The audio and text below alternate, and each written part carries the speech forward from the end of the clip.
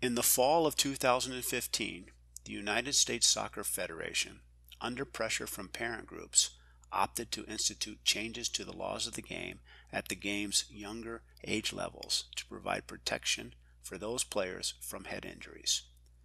This has led to a formal program from U.S. Soccer aimed at players, coaches, parents, and referees to better prevent and deal with traumatic brain injury.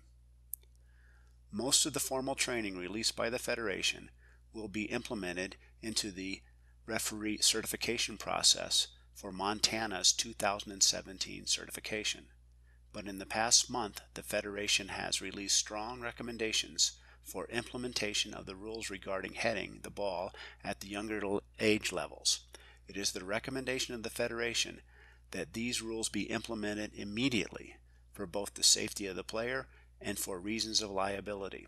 This presentation is designed to be a guide to how these rules affect youth soccer in Montana. They are to be implemented with immediate effect. The following rules are not optional or up to the decision of coaches or referees to decide they should not be used. These rules laid out in this presentation are to be implemented to immediate effect, part of the instructions of the Montana Youth Soccer Association for the summer and fall of 2016. It does not matter how you feel as an individual about these rules. There are plenty of rules in the sport that are frequently debated to their fairness. One's opinion of the new heading rule should have no consequence on the application of these rules to MYSA matches.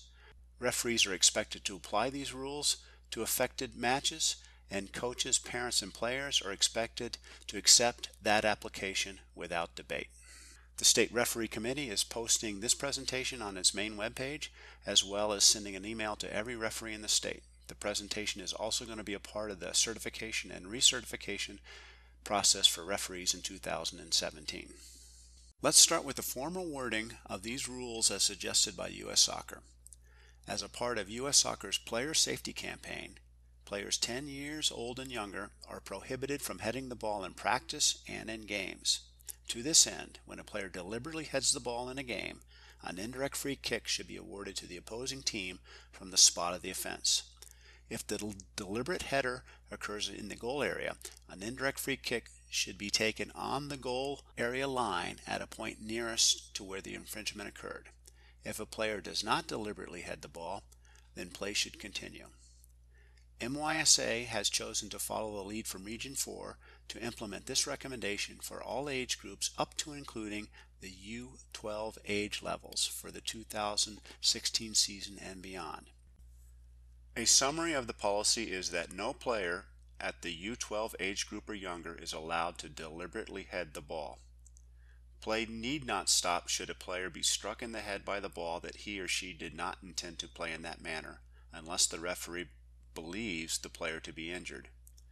If the player appears to be injured, the referee must stop play and the player should leave the game for evaluation, and the game would restart with a drop ball. For the deliberate header violation, the restart is an indirect free kick.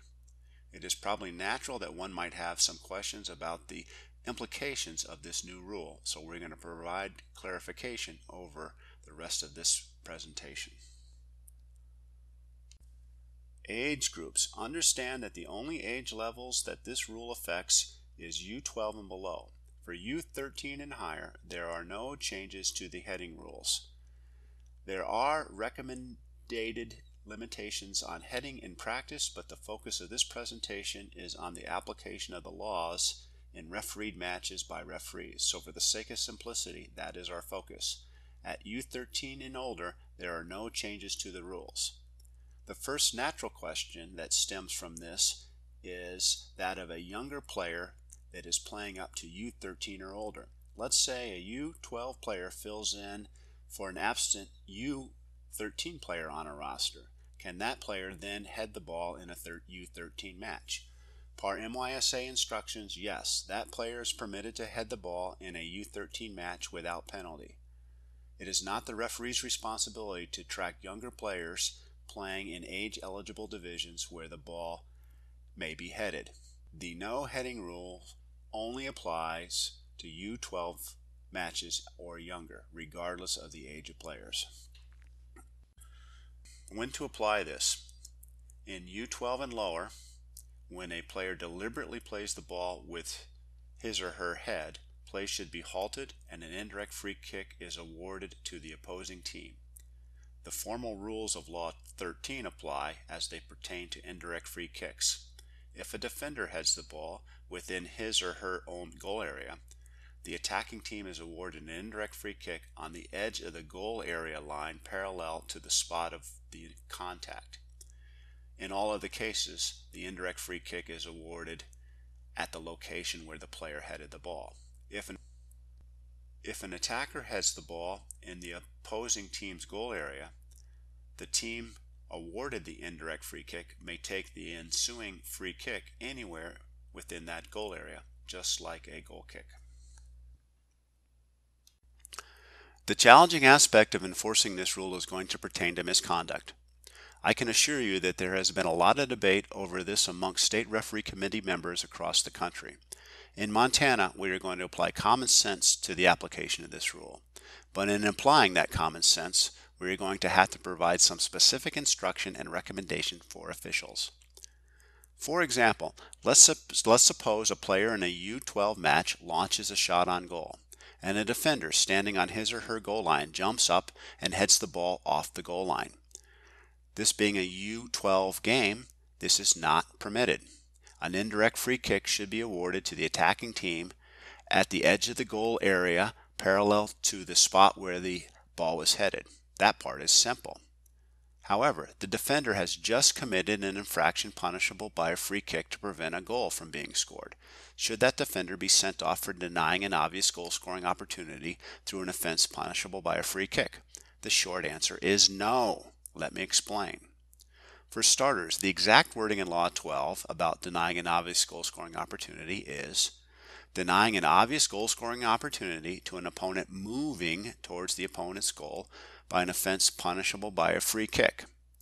It would be hard to argue that heading the ball away is denying an obvious goal-scoring opportunity to an opponent moving towards the goal. The key word be moving towards the goal. The ball is flighted and moving towards the goal, not necessarily the player.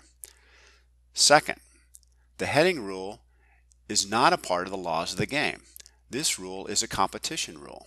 You cannot have denying an obvious goal-scoring opportunity or persistent infringement for these types of rules unless they are specifically laid out in the rules of competition. For example, there are leagues and age groups that do not allow slide tackling a player with the ball or don't allow slide tackling at all. In these leagues, you don't send players off for denying an obvious goal-scoring opportunity if they slide to prevent a goal from being scored. Sliding is not prohibited in the laws of the game. It is just prohibited by the rules of competition for these leagues or age groups.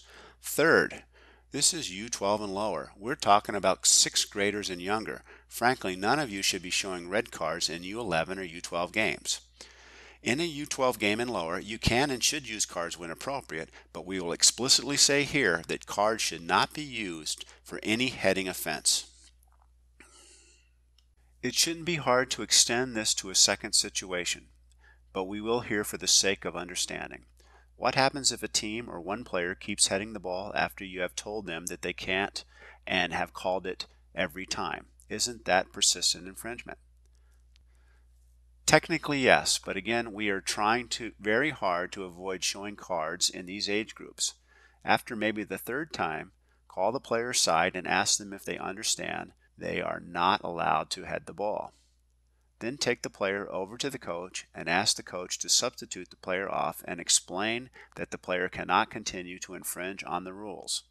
Explain to the coach that if he or she cannot get the player to stop doing this, you will be forced to resort to more serious consequences for players continuing to infringe on the rules, and that you really do not want to do this. Give the coach a chance to coach. If the coach does not want to help you, then you probably have no choice, and the next time it happens, you'll have to give a yellow card for persistent infringement.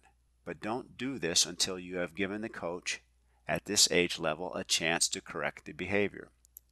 Please understand, While we would like every referee, parent, coach, and player to understand this extremely significant rule change, some won't be aware of it. There is a difference between punishing a player and coaches who are expected to know the rules, arguably at the older age groups, and those who may not be aware of them, especially when a player is very young. We want you to work with the coaches in these age groups to enforce the rules, not against them. Give the coaches a chance to correct mistakes. Don't be looking for an opportunity to flash a card in an 11-year-old's face. Instead, make sure that you have done everything possible you can before you have to resort to it. One final situation has been brought up with regards to this rule, that of advantage. Can advantage be played off a deliberate header at U12 and below? It is our recommendation that the only time advantage be applied to this is when the ball ends up in the goal prior to the referee being able to blow the whistle. If a player attempts to prevent the ball from entering the goal with a header and fails, count the goal, explain to the player that what they tried to do is not allowed. If the ball is headed and the opposing team immediately kicks the ball into the goal off of the header before you have a chance to blow the whistle, allow the goal. At all other times, kill the play with the whistle and call the indirect free kick.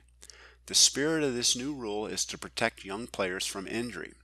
If a U11 player goes down with a broken leg, but his or her team has an opportunity to score, we do not play advantage in this situation because the health of the player trumps everything.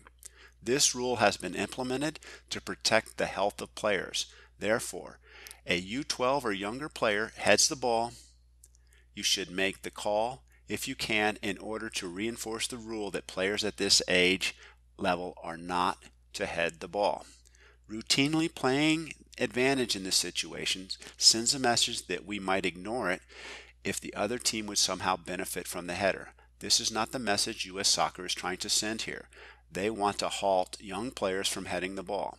This message is delivered most effectively if it is called every time possible.